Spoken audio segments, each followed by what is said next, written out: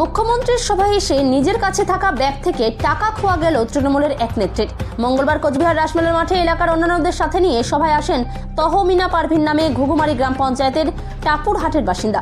সভাস্থল থেকে ভিড়ের মধ্যে তার ব্যাগ থেকে কয়েক হাজার টাকা চুরি যায় বলে অভিযোগ।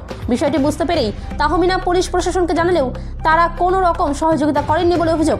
তহমিনা জানান, আমার ব্যাগে 4,600 টাকা ছাড়াও বিভিন্ন রকম কাগজপত্র ছাড়াও অন্যান্য জিনিস ছিল। আমার সাথে এই ঘটনা ছাড়াও আরও কয়েকজনের সাথে একই ঘটনা ঘটেছে। আমি যে সমস্যার সাথে যুক্ত তাদের এই টাকাগুলো ব্যাংকে জমা দিয়েছিলাম, তার কিছু কাগজও ছিল। এখন আমি কিভাবে বুঝবো সেই টাকার হিসাব? জনসভায় প্রবেশ করা মাত্রই যখন ভিতরে ঢুকে বসি, তাই এক মহিলাকে দেখি কান্নাকাটি করছে, ওনার ব্যাগ কেটে এখন পয়সা বের করে নিয়েছে।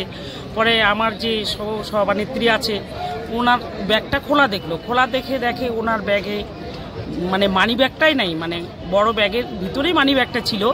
ওখানে দেখে যে মানি ব্যাগ নেই, ওখানে প্যান কার্ড ছিল, আধার কার্ড, ভোটের ফটো, এটিএম ছিল। ব্যাংকের ইনি দলের ডোকরা দলের আরপি, ওনার সিএসপি, যা ডকুমেন্ট মানুষের দলের টাকা আজকে উঠানো কথা আছে, ওই জিনিসপাতিগুলোও ছিল। এখন এগুলো নিয়ে হতাশ। এত পুলিশ প্রশাসনকে বলছে, কেউ এখানে সামনে এনাকে এদিকে আসতেই দেয় নাই। এটা নিয়ে দুঃখজনক এরকম একটা। আমার নাম দুলালী বিবি, ঘুঘুমারি অঞ্চল মহিলা প্রেসিডেন্ট।